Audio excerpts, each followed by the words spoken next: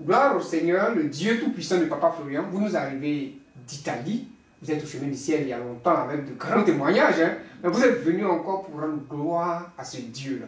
Parce qu'il vous a épargné de l'accident. Il a guéri maman mort. Il a fait encore de grandes choses pour vous. Il vous a même donné la nationalité. Allons-y pour le témoignage. Bonjour au peuple du chemin du ciel. Puissance. Buongiorno. Pourquoi on sache qu'on vient d'Italie? Buongiorno. Buongiorno a tutti. Je viens par ce témoignage remercier le Dieu de Papa Florian pour la grâce, la protection qu'il nous a accordée, ma famille et moi, parce que sans lui, nous ne serons pas là actuellement pour pouvoir témoigner. Oui.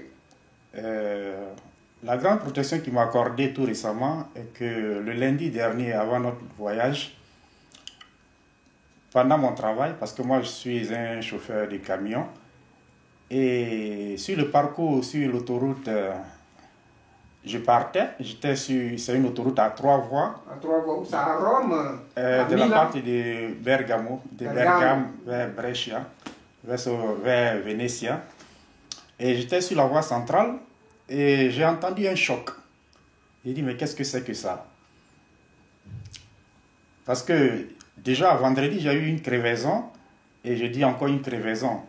Alors je me suis porté sur la première voie pour pouvoir garer, pour voir ce qui se passe. Et pendant que je me portais sur la première voie, je voyais dans le rétroviseur de la fumée sous le camion. J'ai dit, mais encore, cette roue. Quand j'ai réussi à garer sur l'îlot de stationnement, sur l'autoroute, je descends, j'ouvre la porte, je descends pour pouvoir contrôler qu'est-ce qui se passe derrière le camion. Oui. Il y a un jeune homme qui sort derrière le camion, devant le camion. Il dit, mais... Je lui ai demandé, mais d'où est-ce que tu sors? Il dit, non, tu m'as pris sur le côté et puis... Il m'a dit, tu m'as cogné et puis tu m'as trimballé jusqu'à là. Parce que quand il y a eu le choc, au fait, je l'ai trimballé sur l'autoroute. Sans le savoir, parce que moi, je me préoccupais du rétroviseur. J'ai regardé alors qu'il était collé devant le camion, à travers des travers devant le camion, comme... Et il était collé devant. Il était collé là devant, parce que le camion... Je regardais le rétroviseur derrière. J'ai regardé le rétroviseur derrière, parce que le camion, il est grand. Oui. Et le choc, il était dans l'angle mort. L'angle mort du camion, c'est l'endroit où, avec le rétroviseur, tu ne peux pas le voir. Tu ne peux pas voir. Et quand j'ai garé... Il est sorti, mais d'où est-ce que tu sors? Il est là, il me dit non, que tu m'as cogné. Il dit, mais je t'ai cogné comment? Moi, j'étais au milieu. Comment se fait-il que tu es venu passer? C'est parce que tu voulais passer devant moi. Parce qu'il était sur la première voie et pour pouvoir me dépasser sur la première voie, il a dû passer par l'avant. Et quand il s'est sorti, il a remercié le Dieu de Papa Florian parce que là, je pouvais l'écraser. Je pouvais le pousser. En le poussant, il pouvait se retourner et puis l'écraser complètement. Et moi également, avec ce gros camion-là, je pouvais même me renverser. Oui. Et il a demandé à ce qu'on fasse un constat à l'amiable. J'ai dit non, j'ai appelé mon patron parce que c'est lui qui demande, qui décide. Il m'a dit non, mais la constatation à l'amiable sur l'autoroute, ça n'a pas de valeur. Bon, on a appelé les policiers, ils sont arrivés plus tard. Il dit non, ça a une valeur s'il n'y a pas de mort. Il dit Dieu merci, donc on peut faire la constatation amiable. Parce qu'il m'a dit, si ne faites pas la constatation à l'amiable, qu'on fait les relèvements, on voit que c'est celui qui a coupé ou bien celui qui a tort, ce serait, comme on appelle, des grandes amendes qu'il faut payer, le retrait des permis et poursuites judiciaires, tout et tout, c'est pour éviter tout ça. Faites à l'amiable et puis les assurances vont s'occuper de ça et puis vous dégagez. Voilà. Et c'est ce qui a été fait. Mais vraiment, je remercie vraiment le Dieu pour cette grâce. Les petits sorciers sont passés par là, ils vont nous empêcher. Mais... Allons-y pour le second témoignage. Le second témoignage, c'est la guérison de ma femme. Oui. Parce que, vous savez comment les femmes, chaque fin du mois, chaque mois, elles ont leurs menstrues. Oui. Mais ces menstrues n'étaient pas réguliers. Ils étaient entrecoupés, ça peut venir faire 2 jours, ça se coupe, 1 semaine après, ça revient. Bon. On ne comprenait rien, on a eu le docteur, elle a donné certains médicaments, tout et tout, mais à la fin, on a vu qu'elle s'affaiblissait, elle devenait plus faible. Elle perdait du sang et ça coïncidait avec la période de Covid, là. Oui. Parce qu'aller à l'hôpital à ce moment-là, c'était vraiment risqué parce qu'on avait des amis qui sont partis, qui ne sont plus revenus. Et tant même pour une petite chose, là, ils ne sont plus revenus. Donc, on utilisait les éléments de Papa Florian pour pouvoir aller de l'avant. Mais à la fin, on a vu notre docteur de maison qui nous a dit d'aller faire des examens de sang. Quand elle est partie, elle a fait l'examen, on dit d'accord, le matin très tôt, hein, on dit l'après-midi, tu viens pour prendre les résultats.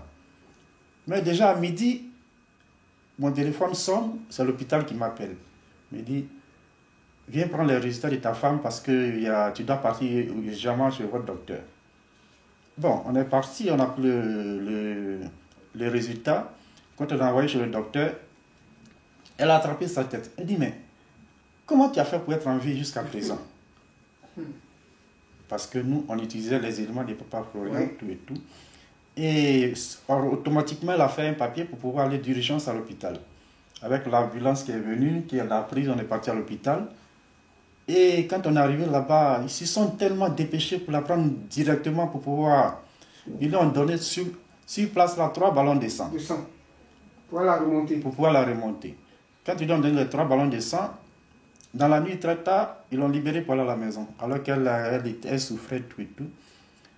Le docteur a donné d'autres papiers pour faire des examens approfondis. Ils ont vu qu'elle avait un kyste de l'utérus. Il fallait suivre ça de près. Donc, on lui a prescrit des médicaments qu'elle prenait. Mais ça continuait toujours, elle était toujours faible. On a même commandé des éléments ici, spécialement pour pouvoir, comme on appelle, utiliser, pour pouvoir voir si cela pouvait passer. Mais rien de tout cela. Et un jour, on a appelé ici, et papa a fait une prière pour elle. Elle a dit, ma fille, ça va maintenant. Tu peux aller à l'hôpital parce que tout ce qui est derrière est nettoyé. Tu peux aller à l'hôpital maintenant. C'est ainsi que nous avons pris le rendez-vous, nous sommes partis à l'hôpital et ils ont fait l'opération pour pouvoir enlever ce qu'il faut enlever. Enlever le fibrome, le fibrome et les pertes de sang. Et ils ont dit que, vu qu'elle a un âge avancé, et puis on a des grands enfants, 4 enfants, le plus grand, 40 ans jusqu'à 15 ans le dernier, bon, ils trouvent que ce n'est pas aussi nécessaire.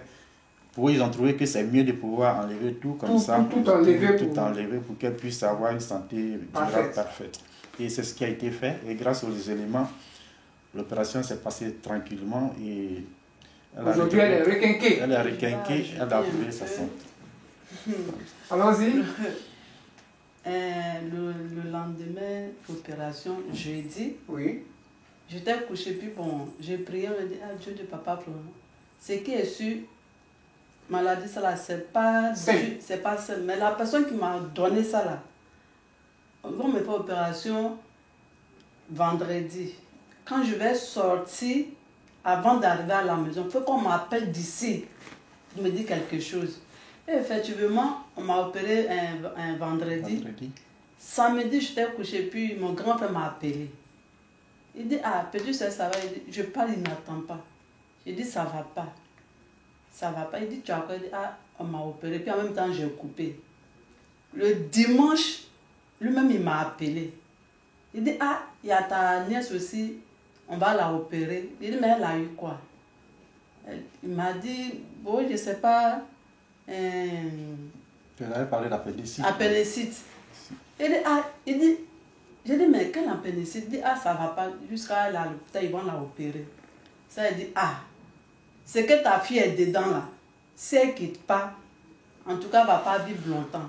Mais moi là, si c'est sa tante qui l'envoie, en tout cas, les deux vont partir. Son père est fâché, il allait à l'hôpital, il a dit à sa fille, mais qu'est-ce que tu es en train de combiner encore? Elle dit, papa, il faut me laisser, je suis plus en train de me fatiguer là. Elle dit, non, non, on a opéré ta tante, dis la vérité. Et puis elle a fait ça. Ah, on l'a opérée. Et puis elle a commencé à pleurer. Elle est sortie, j'ai dit, bon, comme son père est parti parler, elle a dit la vérité. Bon, elle est sortie. Ceux qui t'ont attaqué, Dieu les a dévoilés. Tout va bien, je suis sortie, tout va bien, je n'ai rien senti. Bon, en tout cas. Gloire à Dieu, gloire au Dieu de Papa Florian. Le troisième témoignage, c'est pour remercier le Dieu de Papa Florian encore parce qu'il m'a permis de pouvoir avoir la nationalité. Et pour tout cela, parce qu'il a toujours pris soin de nous, tout ce qu'on lui demande. C'est vrai que personne ne peut avoir tout au maximum, mais au fur et à mesure, il règle nos situations et il nous accorde la santé, la joie. Et nous prions que... Aujourd'hui, tu as eu la nationalité, hein. Tu es italien. Donc, un mot en italien, tu dis merci. Ringrazio Dio di Papa Florian pour tutto quello che fa per noi.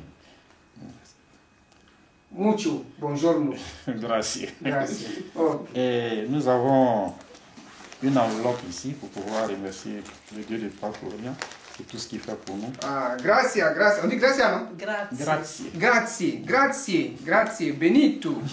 Soyez béni. Comment on dit ça? Siete benedetto. Siete benedetto. Voilà. Que Dieu de Papa Florian vous bénisse encore. Amen. Et vous assiste. Amen. Amen.